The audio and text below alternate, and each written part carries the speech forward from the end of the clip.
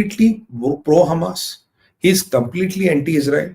He is 100% pro Muslim. और कोई इसने एक लेफ्ट विंग संस्था ज्वाइन करके जो बैन, धमाका, पटाखा, चक्का बंद वो सब करते हैं, ये अपने आप को सोशलिस्ट कहता है. He is a dreaded Islamist disguised as communist. ये इस्लामिस्ट है, डिस्गाइज्ड एज कम्युनिस्ट है. और इनकी जो माता जी है उनकी भी भारत और हिंदू समाज को लेकर बड़े अच्छे विचार नहीं है जो उन्होंने अपने पिक्चरों में दर्शाया है. इनके फादर पॉलिटिकल कहीं किसी यूनिवर्सिटी में प्रोफेसर है और जोहरान की स्टडी रही है ऑन पैलेस्टीनी स्टडीज.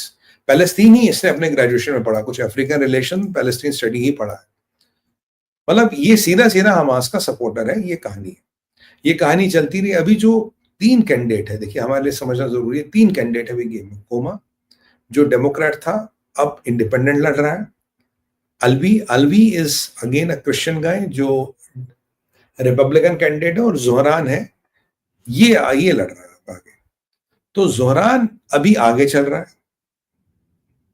अभी ट्रंप जो जोहरान 45 पे है, आपका कोमा इज एट 34-35 और एलवी 20-21 पे.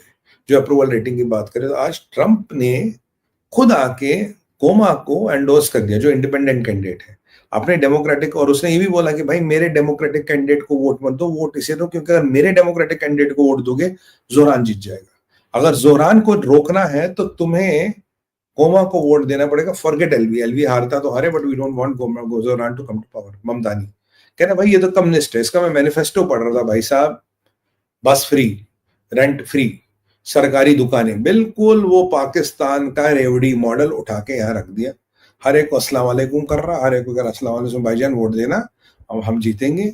और ये अमेरिका के एक सेंध लगाई जा रही है. और ट्रंप ने कहा कि अगर ये जीत गया मैं न्यूयॉर्क स्टेट्स को फंड देना बंद कर दूंगा. और जोहरान ने कहा कि आप फंड थोड़ी ना आपका, वो तो लोग के हक का.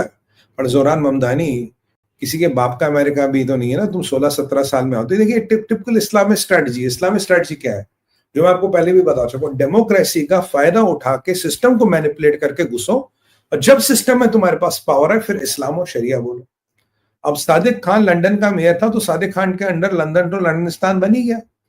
तो ये न्यूयॉर्क की वाट लगाने के लिए आदमी काफी डोनाल्ड ट्रंप कह रहा मैं पैसे नहीं दूंगा. बिल्कुल यहां मैं ट्रंप को सपोर्ट करूंगा. बिल्कुल पैसे कह रहा है ये तो कम्युनिस्ट है, ये तो सारे पैसे बर्बाद करेगा. करना क्या है, अमेरिका के समाज को मैं फ्री बीज का जहर डालना है, अमेरिका के समाज को निकम्मा करना है. और ये खुला पैलेस्टीन को सपोर्ट करता है, खुला हमास को सपोर्ट करता है.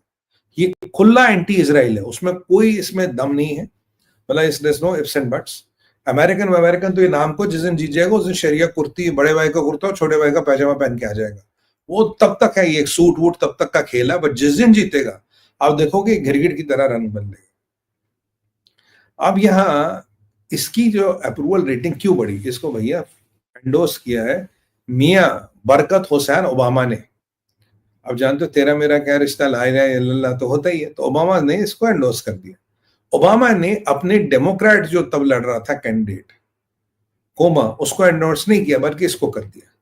अब ओबामा को इसमें ऐसा क्या दिखा, इसकी कौन सी पॉलिसी रेवोल्यूशनरी दिखी, ऐसी क्या दिखी जो उसको नहीं पता था. America did one disaster with Obama already. Obama senator था, कुछ साल का एक्सपीरियंस था, सबसे कम पॉलिटिकल एक्सपीरियंस वाला प्रेसिडेंट बना दिया और अमेरिका को तबाह बर्बाद कर गया, चाइना के चंगुल में डाल दिया. आज अमेरिका की परिस्थिति यहाँ से चाइना और यहाँ से इस्लामिक कंट्री उनमें पिस रहा है अमेरिका. और उसके पीछे जो मैन है दैट इज बरकत हुसैन ओबामा. और वही बरकत हुसैन ओबामा इसको एंडोर्स कर. आप जानते हैं न्यूयॉर्क कितना इंपॉर्टेंट है अमेरिका के लिए. कैलिफोर्निया अगर नंबर 1 है तो न्यूयॉर्क में मान दो नंबर 2. न्यूयॉर्क को अस्त व्यस्त करने की, न्यूयॉर्क में अस्त व्यस्त करने की पूरी सेंध लगाने की तैयारी हो रही है. और मित्रों ये एक एक्सपेरिमेंट है. क्या एक्सपेरिमेंट. अब ये मुझे लगता है 13-14 साल की उम्र में जोहरान गया था अमेरिका, इमिग्रेट हुआ था युगांडा से. अब 34 साल में ये चुनाव लड़ने के लिए तैयार हो गया. पैसे भी आ गए, सपोर्ट भी आ गया, सब कुछ आ गया. और बाप को इतना रईस आदमी है नहीं, माँ को इतने रईस आदमी, पैसे कहां से है, उस पर भी आऊंगा पैसे कहां से आए. तो ये एक पॉलिटिकल स्टैंड अप बन गया कि ओबामा ने मेड अप हिज माइंड कि भाई ये मुसलमान कैंडिडेट जिताना है. और सब people are getting happy. First Muslim mayor of New York and all that. New York में 84 लैंग्वेजेस बोली जाती है. न्यूयॉर्क का क्राइम ऑलरेडी हाई है. New York is not the best of the place. Queens में शायद आपको दिन में भी जाने में डर लगेगा, बट ठीक है. उसमें ये बंदा आएगा तो अभी वहां मतलब इस्लामिस्टों का ज्यादा रोल नहीं था. तो अब जो with all the problems of New York will have also Islamist ruling the roost. ये एक एक्सपेरिमेंट है अमेरिका के सिस्टम और अमेरिका की जनता को बेवकूफ बनाने कर। क्या 1% माइनॉरिटी कम्युनिटी मुसलमानों से आने वाला बंदा भी अमेरिका का मेयर बन सकता है? अगर यहां बनेगा तो ये मॉडल को हर जगह रेप्लिकेट करने की कोशिश की जाएगी, हर जगह रिपीट करने की, क्योंकि आपको सिस्टम को मिसयूज करना है ना कोई फंडा दे देगा। बरकत आ जाएगा एंडोर्स करने के लिए। बरकत का क्या काम है? वो तो आ जाएगा हम एंडोर्स करने के लिए। डेंजरस एक्सपेरिमेंट है। ट्रम्प बम सबकी हालत खराब है। और जहां तक आई एम नॉट श्योर, जहां तक मुझे लगता है New York is a century state. Century state का मतलब है जहां आप इलीगल को हाथ नहीं लगा सकते। तो अगर ये कहेगा मैं इसको किसी को डिपोर्ट नहीं करने दूंगा, सारे इलीगल आके वहां बैठेंगे, उसका सरकार खर्चार हो जाएगी, अमेरिकन टैक्स पेयर का पैसा जोरान मंदानी इधर उधर बर्बाद करेगा, और एक धीरे धीरे एक इस्लामिक जो एपिसेंटर है बनेगा। कुछ लोगों का ये भी कहना है अमेरिका में, अगर ये बंदा बन गया तो अमेरिका में टेरर अटैक्स भी बढ़ सकते हैं, टेररिज्म की वायलेंस भी बन सकती है, सब कुछ हो सकता है। देखिए ये यहाँ पे परिस्थिति वही है जगमीत सिंह वाली। जगमीत सिंह के दम पे चलती थी जस्टिन टर्डो की सरकार। जब तक जसमीत सिंह था तो मंदिरों का अनादर होता था, जयशंकर साहब की एफिजिया जल रही है, वहां इंदिरा गांधी जी की एफिजिया जल रही है, हमारे अम्बेसडर साहब की पुतले को फांसी लगा रहे, मतलब खुले आम अराजकता का नंगा नाच हो रहा था। मार्क कार्नी आए हैं, मैं नहीं कह रहा हूँ चीजें बदली, 30-40% इंप्रूवमेंट है, वो नंगा नाच नहीं हो रहा because Jagmeet Singh is out of the power. अब यहां वही परिस्थिति होगी।